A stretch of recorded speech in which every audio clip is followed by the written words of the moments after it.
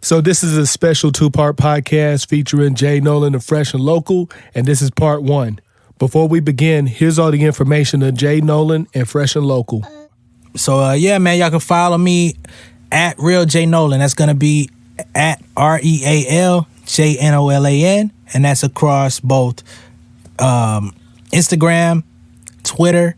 If you're on Facebook, it's facebook.com/TheRealJNolan. If you want to get in contact with me about anything, email me at realjnolan@gmail.com. And if you want to get involved with Fresh and Local and our whole situation, you can go on our Instagram. That's at Fresh and Local. You could add us on Twitter as well, Fresh Local ATL. And like I said before, email us at freshandlocalatl@gmail.com if you want to submit to be a part of the Fresh and Local Fest, whether that be performance or if you want to be a vendor. Reach out. We're very receptive to anything that you're talking about, man, and we just like to build with people. So, yeah, man, get in contact with us. And make sure you visit freshandlocalatl.com to stay up to date with new events. Join our mailing list so that you can really stay up to date and we can deliver everything directly to you. And, yeah, man, that's pretty much that.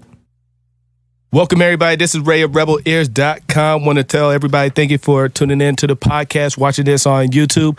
We got a special guest today. So we got Jay Nolan. So brief introduction. He's a great friend of mine. We've known each other since high school. Some of his credits. Recently, he worked on Love and Hip Hop Atlanta, Black Ink Crew, BET News, Justice for Mike Brown, DJ Jazzy Jazz Vinyl Destination, and more with it. But even with that, he is the co-founder of Fresh and Local. He's a dope lyricist. He stayed consistent with just bringing value to the community because he has panelists, he has events going on throughout Atlanta, but he also travels around to a lot of events too. So yeah, give us a little insight on what's going on, what you've been up to. Oh man, everything and nothing, as they say, man. So as far as being an artist, we pushing a single right now called New Vision, which is produced by Dope Norteria, two very dope producers based out of Atlanta. And we came together to create a really dope record. We put it out the end of last year. We actually just shot the video for it last weekend. So we got that coming really soon. So that's the latest with me, building up this new showcase called Untitled Live. Okay. And basically, it's a showcase where we take 3-4 artists and do a deep dive on, who they are, what they're about, leading into the show. So it's like a fully inclusive experience because I think a lot of showcases and stuff that you'll see in like local areas is just like take 40 artists, or maybe not 40, but like 20 artists. Yeah. You book out the event space for 4 hours and it's like, all right, y'all got 10 minutes each to do whatever you want. I really don't care what your music sound like. As long as you help fill up the venue and people pay their $10 at the door, do whatever, have at it. So it's kind of more on a personal level just Absolutely. to get more in depth. Okay. Yeah. You don't really see that much a lot, especially, you have open mic events. Yeah. People come in, pay $10. It's more on like the more you bring in, the more value you could get if Right. you know what you're doing. Because there's like, if you go to a venue, talk to the promoter, the venue owner, you go, if we get X amount of people in the door, we get a percentage at the bar or just things in that nature. You'd be surprised. Like there's a lot of people who do open mic and make money. Yeah, absolutely. Yeah. Yeah, man. And, those are things that I started picking up on doing other people's showcases, years ago. It was like, all right, how do I make this work for me? Because, yeah, I want to get on stage and do my music, but at the same time, I need to feel like my time is being valued. I need to feel like what I'm doing, me coming out of my home or whatever else I could be doing at this particular time is benefiting me in some way other than just being on stage for 10 minutes. Like, all right, if I'm bringing people out, let me start evaluating how many people I can bring out. Let me start evaluating like what went into this process of them having this venue, because if they can do it, I can do it. And that's pretty much, what kind of pushed me into doing events and even having like the Fresh and Local Fest every year and stuff like that. Yeah. You know what I mean? So Yeah, it was actually fun too. I was there. Yeah, man. And that was our third official Fresh and Local Fest, but we started it out really small, really small, actually. Yeah. The first one was the Fresh and Local Picnic. Okay. And it was like, we didn't even have artists performing at that time. It was just inviting friends and family and, you know, artists that we're affiliated with to just come hang out for a barbecue. That was how it originated. And then it was like, all right, once we got to the second year of doing the picnic, it was like, let's just have a mic on hand, you know, not make it an official thing, but if anybody wants to get on the mic, like have it, do your thing, you know, just to add a spontaneous element to the barbecue. And then after we seen that people actively wanted to share their talent on the mic, it was like, all right, let's actually start booking folks and make this into a thing. So that's how it evolved. Okay, so with Fresh and Local, because I know you're the co-founder, who else is a part of Fresh and Local? So Fresh and Local is myself, Jay Nolan, Rex Navi, Greg Lowe, and then we have Keith Turner, and we have Gumbo Soul Music. Yeah. And we got other people like Phil J. Like it was just a collective where it was like, all right, we know that what we do is not necessarily the norm of what's going on in Atlanta. Yeah. Like, you know, we're into this brand of like lyrical hip hop. We're into this brand of like, you know, the soul samples and stuff like that. But the industry, you know, for the mainstream is moving away from that, has been for years. Yeah. So it was like, all right, all of us are doing our things individually, but how can we come together to do something that is beneficial to all of us, and not just beneficial to all of us, but to where we can add value to the people around us that are doing the same or similar, or at least have the same intentions.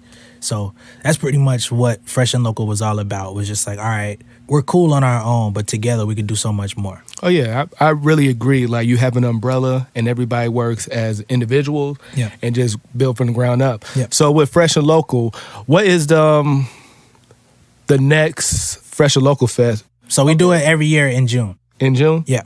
Okay, any locations maybe? Is it going to be the same one from last year? We're working that out now. Yeah. So we're in talks to see what's going to be the best venue for us this year. So last year we did it at OYL Creative Compound. Yeah. And they're definitely an option for this year. We're going to talk to them and come to the table and see, you know, if that makes sense for the both of us.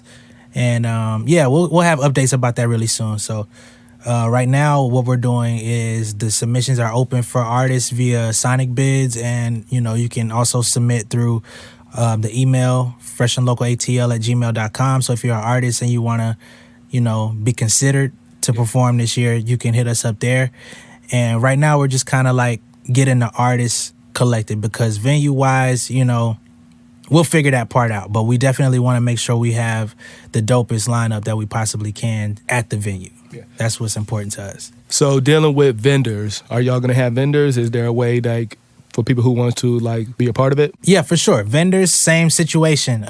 You can reach out at freshandlocalatl@gmail.com and just like let us know what your business is about.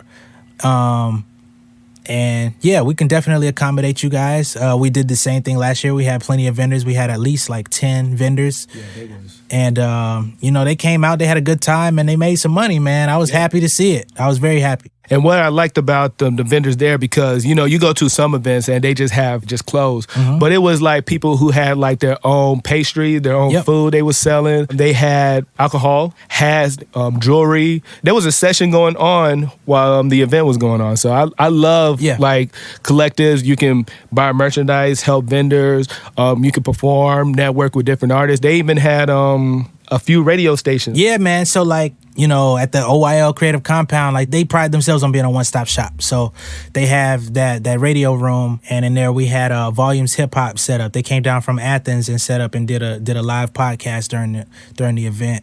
So that was like really dope. Like you said, we had people with the hats. They came up from North Carolina. So it was really, really great turnout, man. And I was really proud that, you know, it went smooth, because sometimes you could have a lot of people in one space and things can become chaotic. So I was glad that everything went smooth. Everybody had a good time. Everybody ate good and left just feeling good about the time that they spent with us because they didn't have to be there with us. They could have been anywhere else. And one thing I do like about going out to different events, you network. That's the biggest thing. Yeah. Anytime I go out to a networking event, there's a few things that goes in my mind.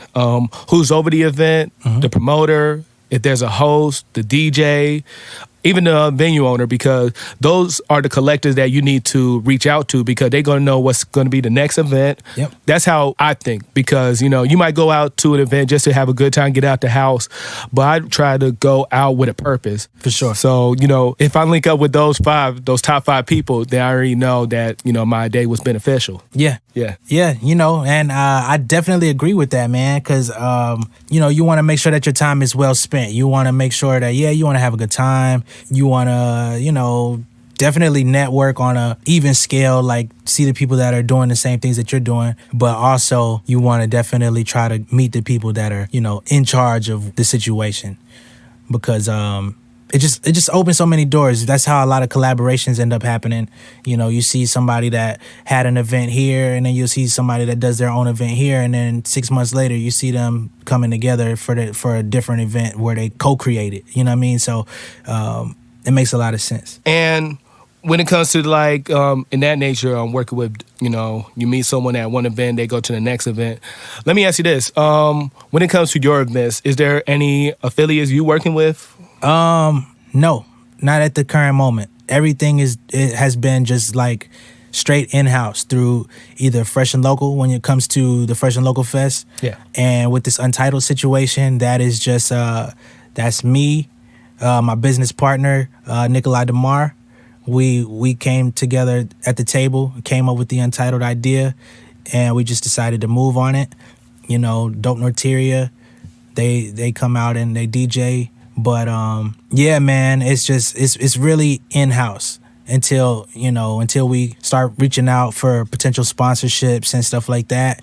It's just like, man, this is something that we're passionate about. This is something that we really are into. So in building it, we kind of just spearhead the movement, and if it takes to put a couple dollars towards it or whatever the case may be, we go in there and make it happen. Okay.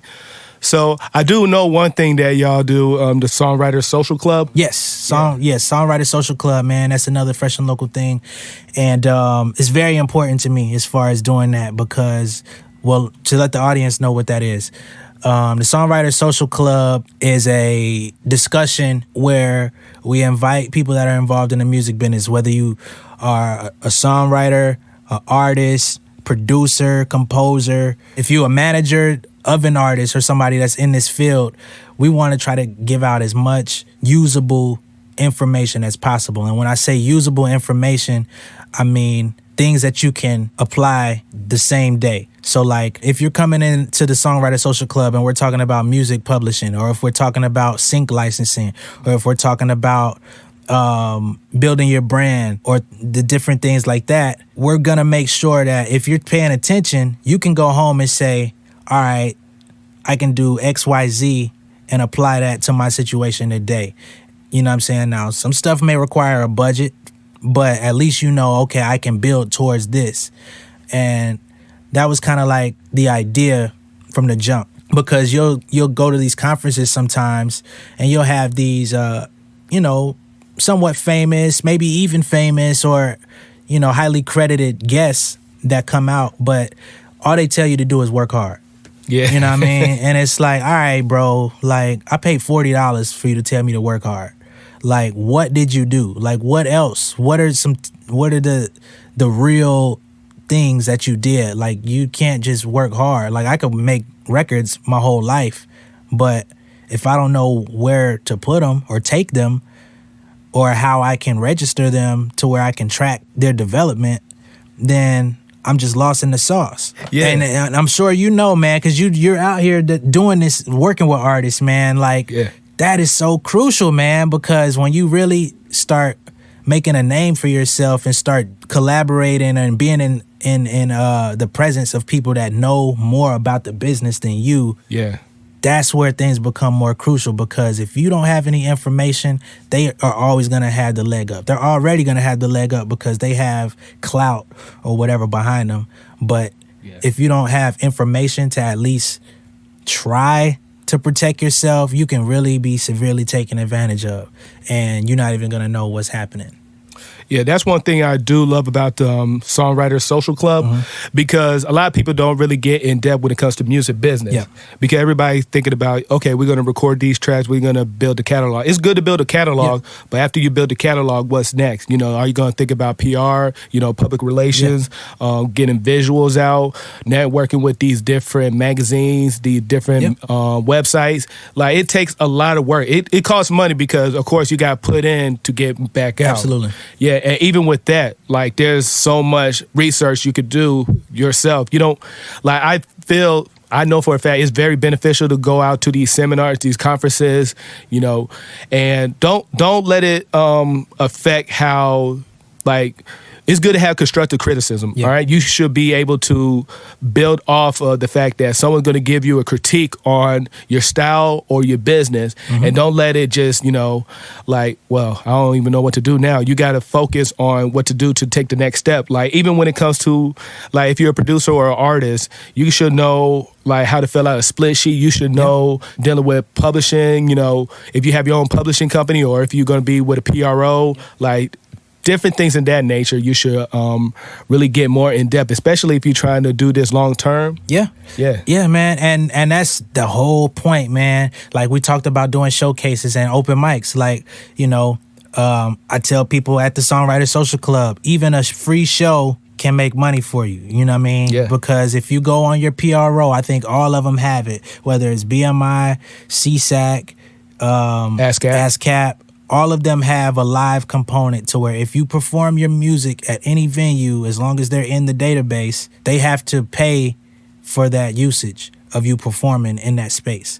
It may not be a lot of money, but let's say if you do, you know, some artists perform every night or every week at a different open mic, just trying to get exposure for themselves. Yeah. You know what I'm saying? So if you start logging that information in through your PRO, they're going to keep track of that. They're going to be reaching out to those venues like, hey, this artist performed such and such songs. They have to be compensated. It may be change on a dollar, but if you do enough of those, you're going to be doing them anyway. You might as well get a return on that. And it's going to come out in your quarterly royalties. Yeah. And then you got to think on, you know, it's actually going to benefit you in the long run because you taking it serious as a business. Yep. You got your paperwork right. You out performing. It's not just for no reason. You actually have, like, a reason to be performing because even if it's not $1,000, $2,000, even $500, you're still making profit. Yeah. Anytime you get on stage, you know for a fact, like, you're performing for the value of your own company. Yep. I believe you should, like, start an independent label if you understand the logistics of it, or, you know, sign with another independent if you're comfortable with them. Because a lot of people trying to sign to major labels, and basically a major label, in my opinion, because I know for a fact working with my mentor and seeing how, like, the major sides are dealt with, is dealing with promotion. The funny thing about it is when you get in advance, you still got to pay all that back. Yep. When you sign to a major label, okay, we're going to give you these top promotion. We're going to take you around the world. We're going to have you doing these interviews, radio station, this and that. When it comes to recording, paying the producers, getting collaboration, that's coming out of your pocket. Yeah, it ain't free. Yeah. You might feel like it's free because you ain't writing the checks or swiping the card, but somebody's swiping the card for you. You know what I'm saying? And you'll find out. I mean, we see this so often in this game where, you know, a person can be seeming like they're on the top of the world for 2 years, and then they finally come out and be like, I'm broke, or I'm not where I thought I would be or should be based on all of these numbers and based on all of my appearances and, you know, the perception that we've built up. Y'all think I'm up here, but it ain't all sweet. And I think artists need to really start paying attention to that, because how many times are we going to see this same story repeated before we start equipping ourselves to actually know what's coming? Yeah. Just like with Jay-Z, he started his own, like, company. Tidal was a smart venture. Yeah. Yeah, a lot, because when it first came out, a lot of people was thinking, like, it's not going to last because you had Apple Music, Google Play, Spotify, Pandora. Yeah, but then you got to think of it this way. You get more, like, an artist make more money off a Tidal than any other streaming site. Yeah. Yeah. More than YouTube, more than Apple. Like, you got to do research when it comes to this, because everybody's talking about, they want to hit a million views on YouTube, and they get paid like, what, probably $1,000 or under that? Yeah, possibly? somewhere in that realm. It's not it's not what you think, and that's kind of like a scary thing to me, is that you play in such a high volume game for low return. Yeah. It's really scary to me. So, for me as an artist, and for me as an entrepreneur that wants to be here for a long time in the music industry and the music business, my focus is on creating platforms, creating things that will have longevity.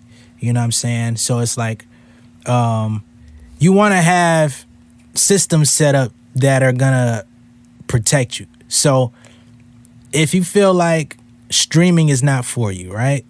Because it's not for everybody. Yeah. Then what is your alternative? Do you feel like people are gonna buy your records? Are you somebody that has a great eye for product? You know how to sell things. That might be a better lane, whether it's selling people on CDs or vinyl or cassettes or whatever it may be, or if it's just merch or whatever it is, or creating a all-inclusive package for $40. If you're somebody that is naturally inclined to selling, you got to play to your strengths. Yeah. You know what I'm saying? Because you can be drawing that attention to your Spotify or whatever that streaming network is, and be like, dang, man, I got, you start feeling good about yourself. Dang, I got 40,000 streams this month. And then your royalties come out based on those 40,000 streams, and you like, man, I can't even get a pair of shoes. You know what I'm saying? Yeah. Like, yo. That's why you got to focus more, like, not just streaming, just like what Jay Nolan was talking about, when it comes to streams, merchandise, have a package deal. There's people I know for a fact who go to different festivals just to sell merchandise. They literally like go on the calendar, seeing what's the biggest event coming out in March, what state. Sometimes they go out of the country too. Like one of my friends, he literally goes around the world just to market his clothing line. That's dope, man. Yeah. And I salute him on that, because like nobody's gonna give it to you. You know what I mean? If there's anything that needs to be taken away, and this is not just in music, this is in life, man. People ain't gonna give you nothing. And if they are, look around the corner to see what else is coming with it. Because that's like what I've learned is, if anybody's just freely giving you something, I feel like it's a setup for you to get hit by a train. You know what I'm saying? Like, yeah, let me get them out on the road, lure them in with this dollar, or lure them in with this thing that they want so bad, and smack. And you be like, dang, man, well, I thought y'all was looking out for me. I thought it was family. Like, man, it ain't no family over here. I just met you last week. Yeah, you gotta be cautious with that, especially when it comes to paperwork. Read your paperwork. If you don't understand what's going on, like the jargons that's in the contract, get a lawyer, because like there's a lot of artists nowadays. I remember you posted on IG when it comes to like signing to a major. Yeah, and that could really like take a toll on you, because good example. A lot of people don't know what cross collateralization is, or so a good example. Like let's say if you sign to a major, and your first album sold like 100,000, right? And they expected supposed to sell like 500,000 to $1 million, and your second album sells $1 million. You made $1 million off your second album, and then you still got to pay back the money that you spent on the first album, right? So your like recoupment is what, like 900,000 for that $1 million. You still in the red, man, because it's like you didn't deliver to our expectation the first time. You think you starting with a new slate, because it's like, all right, that album's done. We here for the next one, and they like, yeah, we here for the next one, but now you got to make up for everything that we projected on that last one, because we lost out. So before you can make good, like, we gotta eat, and that's why, this whole entertainment thing, man, is a funny business structure, man. You can look like Goliath on TV or on a screen, but like when the cameras go off, man, you gotta live a real life, man. And the paperwork, the business of it, can make you really small or seem really small. You know what I mean? If you don't understand the agreements that you're going into, and you don't understand the workings of what's going on around you to make all of this stuff happen to where you can just show up and be yourself or be the artist. Like, there's a lot of things in motion and in play. And it's not, a lot of people start going into this whole Illuminati thing and all of this other stuff, but this is real work that people do.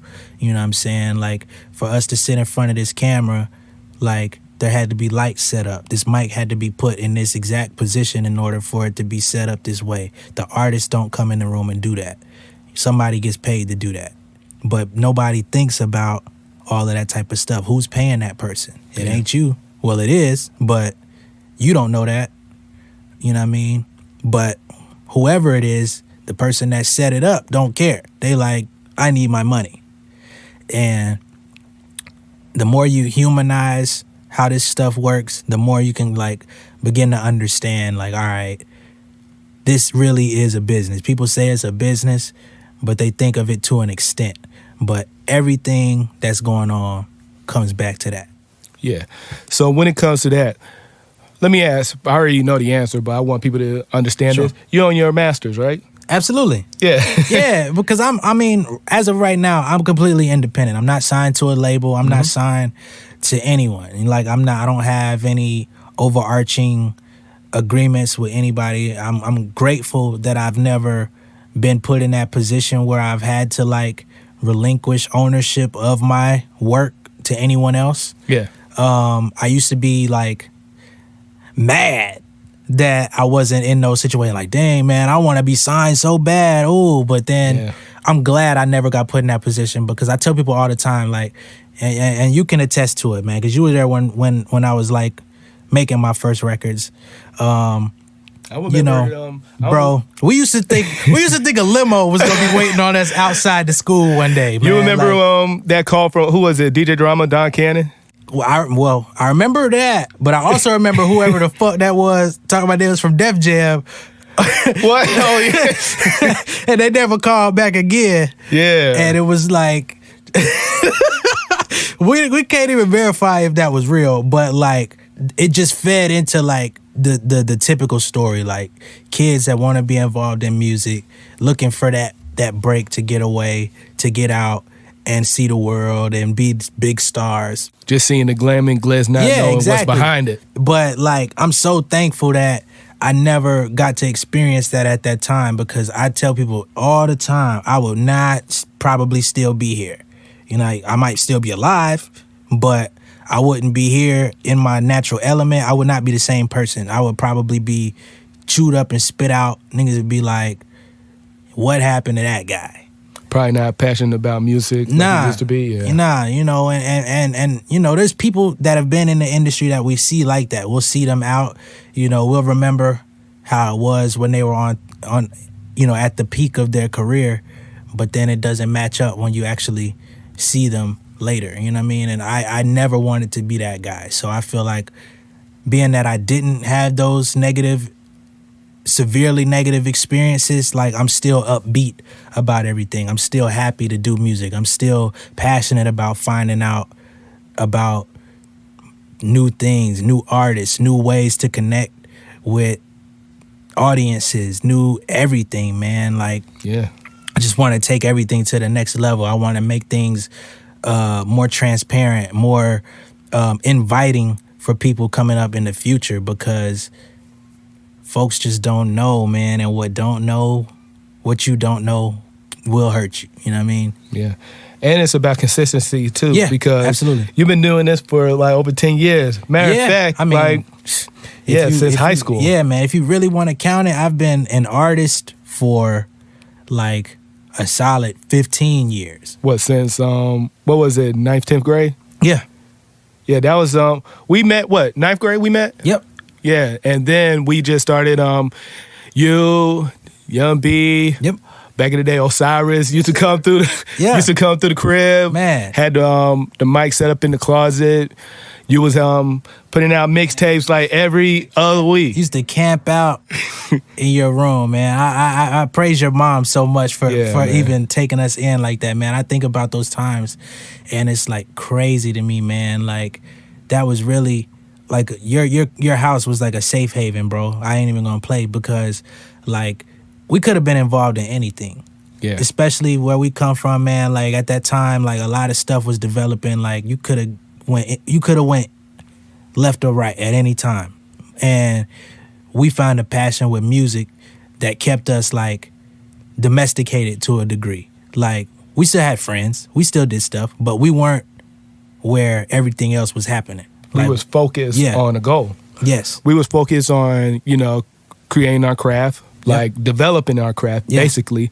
And even then, I'm just thinking about like all the mixtapes like we used to put out, especially you. You was coming out with a mixtape like every other week. Yeah. I used to draw the covers for him. Like when Pharrell came out with what was the I forgot what they called those characters, man, but like everybody was using it. Bathing Apes, DJ Drama, Pharrell. Exactly. Yeah, but I was drawing them out. Used to print the cover at the libraries, make like 100 copies. Man, I'm trying to tell you, man. Y'all don't understand, man. You artists today, man. We were so happy to have a cover in color. You know what I mean? Like this man drew the cover, and it was like we used to have them in black and white. Like we did like 4 mixtapes in black and white. I ain't trying to pay for the color. That's like an extra. We had like 4 mixtapes with black and white covers. He pop up one day with the joint color there. We was like, oh, let's go. I remember. Man, those were good times though, because absolutely. like even just think of it now, because I'm actually got our 2007 yearbook. Oh my God. And, bruh, look at this. Yeah, I had the mixtape around my neck. Oh, In 2007, he was the most talented with the mixtape around his neck. I'm a post it too. Like, please do. I need that. I haven't seen that since back then. Yeah, man, you don't have no beard or nothing, man. Yeah, he already signed a yearbook. Hottest MC ever. That's what I said. Yeah, man, you signed it. Most talented always. Wow. Yeah, I'm gonna sell this, man. I'm gonna hold this. Crazy. Yeah, man, but that just showed the dedication, because like the reason he was most talented, because he was consistent. Like everybody knew about Manifest, everybody knew about the mixtape. People was asking about when's the next mixtape coming out. Yeah, we'll see. We gotta go to the studio, during the weekend. Be there for. I remember you were always the last to go to sleep because you were still recording. Yeah, I would stay up and record. Yeah. I don't know how you did it back then. I was like, man, I'm trying to go to sleep. Yeah, nah, man, I still got like 4 verses. Yeah, man, that was wild, man. That's like, and I don't know what drove me to even be on it like that, because that was like, we didn't have the documentation that we have today. So like, it's not like I was looking at any artist in particular trying to like mimic their work ethic. It was just that I just was writing. It was like a obsession I had at that time, that I just had so much to say, and it was like, I ain't going to sleep until I say everything that I got laid tonight. You know what I mean? And it's played such a great role in my development, so now when I do go to studios and I work with people, they're like, yo, how do you knock that out in one take? I can't really explain how, because I don't pride myself on doing one take, because I know that you can go back and do a better take now, you know what I mean? But at the same time, people see that when I come in, I'm not playing around. I'm not coming in the studio like inebriated. I'm not out of my mind. I'm not having trouble standing up. Like, I'm here to work. I'm here to knock out some stuff and make some real good music. So I think that's something that definitely strikes people like, dang, you really got through that verse in one take, and you didn't lose like your aggression or your consistency throughout the verse. Like it's clean all the way through. And it's like, yeah, I've been doing this a long time, man. I don't tell everybody how long I've been doing music, but it's like, I'm serious about it. I'm really focused on my craft, man. And, it shows. Yeah, it does. And I'm actually happy to be a part of it, because a lot of people don't even know high school was the point of us being where we are today. Because I remember everybody's trying to find themselves in high Yes. school. They trying to find out like the it crowd, who they trying to be when they graduate. And, we already knew from the beginning, because back then I remember my nickname was Propaganda the Engineer. Yes, sir. God, man, that was that was a name. But it actually solidified me to being an engineer full time now, because I went to SAE for audio engineering. Yep. My mentor is Mike Will, made his lead engineer. I learned a lot from different sessions I worked with, dealing with a lot of artists in the industry. Yeah. Even when I used to build stages, Yeah. like between 2016 and 17, I built over 150 stages. But it just shows the passion what I have for music, because I want to be behind the scenes. A lot of people Yeah. want to be in front. They want to be Right. like the next big artist. You got to understand, the people who's behind the scene are making more money than the artist. Making more money than the artist and have a more consistent workflow than the artist. Because when the artist is out of album cycle, mixtape cycle, EP cycle, the people that work behind the scenes are, like you said, building the stages, doing all of the production. They just working from one artist to the next, from this show to the next, from, you know what I mean? And that's within multiple fields. Once you know how to do that, you can do concerts, you could do theaters, you could do Broadway, you could do all of this type of stuff. You stay in work. Once you know how everything works behind the scenes, man, your opportunity is like limitless, and you're not worried about the flavor of the month. You're not worried about what's hot and what's not. You're worried about just doing the work. And I think that that's something that more artists need to adapt into how they do things. Is like, yeah, you want to be a great artist, you know what I'm saying? But that's only one chapter of the book. And once you start getting into those other chapters, you'll find out that there's other ways to monetize as an artist. There's other ways to create those streams of income, to where, like right now, we're seeing this coronavirus stopping a lot of shows. Yeah. Is now we're looking into, how can I do virtual live streaming and stuff, which is stuff that people in other genres have been doing for years. It's like indie rock bands, they've been doing that. But we're so behind in hip hop because we don't adapt to things the way that other people do. So if there's any takeaway for anybody watching this, man, like, keep your mind open and just assess like what's really important to you. Is it being on the screen, the person that's in front of everybody, or do you really feel like, man, I could probably have a pretty good future? I'm passionate about music, so that means I like being around it. So maybe I could figure out how to be an asset to the process.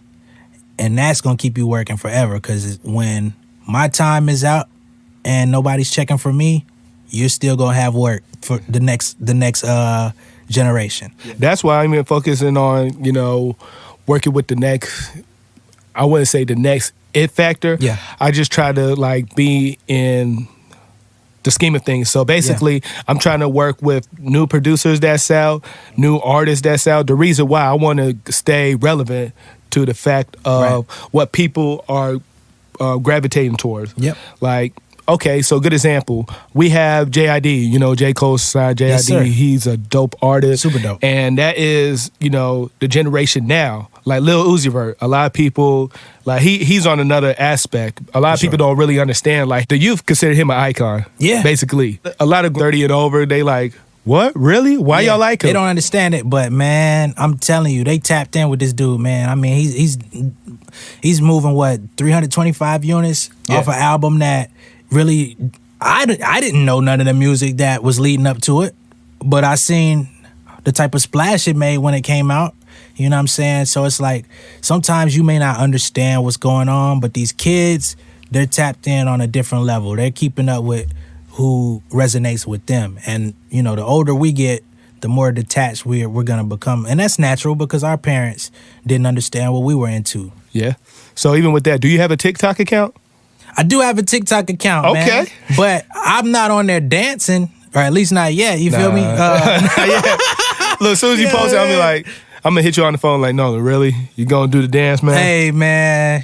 My girl loves to do it. But, I have a TikTok account, man. And for me, I want to just like utilize that as another outlet to push my content. So if I'm doing, we're all trying to get involved in like short form video and stuff like that. So there's ways to keep that in tune without, sacrificing my integrity or anything like that. But yes, I do have a TikTok account. I don't want to be left out, especially as, these different distributors and stuff are making it more accessible for your music to be available on stuff like TikTok. You have to take advantage of it, because if you're not taking advantage of all the streams of revenue that are just out there for you waiting. Yeah, so for any artist, I feel like you should have a YouTube account. If you don't have any videos yet, try to stay focused on trying to put content out on YouTube in the near future. Sure. You should have a Facebook account, page or group, IG, TikTok, Twitter. Yes, even Twitter, because the thing is, you got to use all these different social media to branch out, because someone who's not on TikTok might be on Twitter. Mm-hmm. Someone who's not on Twitter might be on Instagram. You got to think of it in that nature. You're going to get different fans out of all social media. That's why, like, me and Jay Nolan was talking about Cymatics. Like, as a whole, they have over 1 million followers with all their social media accounts. And people thinking like, okay, so he has 300,000 here, he got 200,000 here. That's how it works. A lot of people feeling like, okay, I'm going to just stick to Instagram and that's it. I don't really want to get involved with TikTok. Not knowing that when Facebook first came out, it was used for, college students. Yeah. When Instagram first came out, it was just used for photographers. Yep. Nowadays, you got to think of, like, when it comes to marketing and branding. If you're on TikTok now, you understand that people who's using TikTok are actually promoting their merchandise. They're making money off of music. So, okay, good example on TikTok. You ever heard this song called Roxanne? Roxanne. I think I've heard it, yeah. Na-na-na. Okay, that's by this artist named Arizona. I forgot the last name of the artist. I'll look it up. But that song was popular on TikTok, and now he's performing the song with a remix with Sway Lee. Dope. Yeah. And then even with the dance, like you was talking about on TikTok, there's this girl named Doja Cat or something. She has Doja Cat. Doja Cat, yeah. She has this famous dance that goes with it. And now she's touring, and her music video broke 1 million on the first day. Yeah. Just showing that the barrier broke for people to make money a whole lot more from TikTok than Instagram. That's what I believe. Unless you got a big influence following on Instagram, like there's people making like 100,000 every post to 1 million a post. It's crazy. Yeah, it's a lot of money in circulation, man, and it's just about how you get your hand in the pot, man. That's really what's important today. Like throughout history, the artists have normally just been entertainment. You are the entertainment, which means that you're at the lowest part of the totem pole.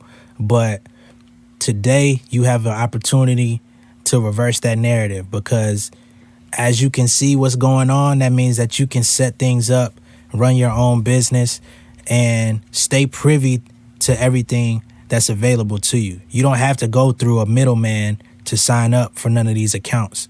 You don't have to ask for permission from nobody to do these things. It's just about, all right, this is what's in front of me. How do I utilize it to my advantage? And if you're not willing to do that, then I hope you have a dope-ass website that you could just lead people to from anywhere. You know what I'm saying? But if you don't have, like, you got to have some type of way where people can obtain your work and your creativity. Because if you don't, you're going to have a lot of numbers, but you're not going to have anything residually coming off of that. Yeah, I agree with that. And like I was talking with JB about this, like keep the names the same. If you have an Instagram account, like keep the name as simple as it can be. You don't want to have to find somebody like, oh, I found them on Twitter, but I can't find them on Instagram. I thought it would be the same name. Even if it's not the same name, at least it has your artist name. Like with Jay Nolan on IG, his is Real Jay Nolan, RealJNolan. Yep. That's simple because that's straight to the point. You type in Jay Nolan, it's going to pop up. Yep. So even with me, rebelears.ray, because my name is Ray and the company is Rebel Ears. So you just want to have that consistency that you don't just want to confuse people. So stick with your artist tag, every social media account you have. Right. And stay relevant on what's going on. Do your research. Even with TikTok. The reason I asked Jay Nolan if he had TikTok was for the purpose of, marketing on different social medias, because they saying that's the next big thing, TikTok, which I believe because this girl named Charlie, she was just on Jimmy Fallon. Mm-hmm. And she's a big TikTok sensation. She's an influencer. She got over 35 million followers. Crazy. Yeah, just dancing. Yeah. Oh man, I like the button. I didn't even see that. Oh yeah, that's me on there, man. You know what I'm saying? More than a rapper. That's the campaign right now, man. Now, even on the show, he's branding himself. He got the Fresh and Local hoodie. Yeah, the hat too. Yeah. Everything Fresh and Local, man, you know. And that's definitely not done by accident, man. Everywhere I go, I try to stay fresh and local out as much as possible. Even if I do have a day where I want to wear somebody else's brand, you can bet you're going to see a Fresh and Local hat on my head or something like that, because I'm representing myself as a brand everywhere I go. I'm going to be meeting people. We may not even have a conversation about my music or Fresh and Local as a brand, but you're going to see me in it, and you're going to see me somewhere else in it. And then you might follow me on Instagram, you're going to see me in it. Or you might follow somebody else that knows me and you're going to see me pop up, you know what I mean? But like, I want to have my image as much as possible embedded in people's heads. Like, you know, I almost call it like my uniform, you know what I mean? Yeah, I agree, man. You should, have faith in your brand. If you're not marketing yourself, then what are you doing? Good example, my friend Izzy. He's an artist. He come through. Every time he do a session, there's nobody here, right? He has his fly hippie outfit on because that's his company, which I respect. Yeah. It should be like second nature. Like you go out like, for sure. Oh, damn, I got a fly hippie shirt on. I got the socks on. Or I got a Fresh and Local jeans on. Like it should automatically. Let me ask you, do you have bottle openers? Nah, I got to get into that. Yeah. I got to get into that ASAP. Yeah, because little things in that nature, like good example, if you're selling merchandise, if someone buys like $50, $60 at one of your vendors, they should get like a free bottle opener or a pop socket that they put on the back of the phone, just to have little incentives that people automatically just like, okay, well, if I spend $10 extra, I get a bottle opener. And you'd be surprised, I got a bottle opener on my keychain now. Majority of people need bottle openers. Yeah, you're right. I mean, because people like to drink. You know what I'm saying? That's just, and if they gonna drink, let your brand be associated with that situation. I think that's genius, man. I gotta go and look into them bottle openers ASAP. I might even have to look into a Swiss Army knife with the, you know what I'm saying? Then you gotta watch out with the Army knife. Like they're gonna be a crime scene. Like, oh, it's a Fresh and Local knife. Okay, yeah, that's right. Very fresh wounds for the community. Fresh wounds for the community. Yeah, but that's good though. Like, so let me ask you this: if someone wants to buy like any gear from you, like your Fresh and Local, yes, sir, that's gonna be at freshandlocalatl.com, and any content related to Fresh and Local, you can go to that same website. So you know what I'm saying? There's blog posts, there's event updates, there's merch on there. Freshandlocalatl.com is for any and everything Fresh and Local. You know what I'm saying? And yeah, man, y'all just stay tuned. And for anybody out there that's like, a dope artist, like hit us up, especially if you're in Atlanta. Hit us up at untitledliveatl@gmail.com to submit to be a part of the Untitled Showcase. We're building it out, intending for it to be a monthly situation. And like I said, we're fully promoting the artists. We're doing video campaigns with the artists, doing shoots, interviewing the artists. Like it's an all immersive type of situation. Just bringing a spotlight to independent artists. We want to have a platform that caters to us. You know what I'm saying? And it's not coming from the standpoint of using you for your time and energy and not giving you anything in return. We trade value for value. You know what I'm saying? Before I came here, we were meeting with an artist that we have locked in for the next Untitled show next month. You know what I mean? So it's something that we're really taking serious. We sat back and assessed things, and it was like, all right, we really got to do something that gives back. And it's so much talent out here, man, but people just they get overlooked or underappreciated, you know what I mean? And we gotta, as a community, those of us that have the ears to hear, those that have the heart to care, like we gotta step in and do something about that, because if we don't, those same people that we see today could be the same people we see being taken advantage of tomorrow. So it's very important to us. Part 2 coming out next week.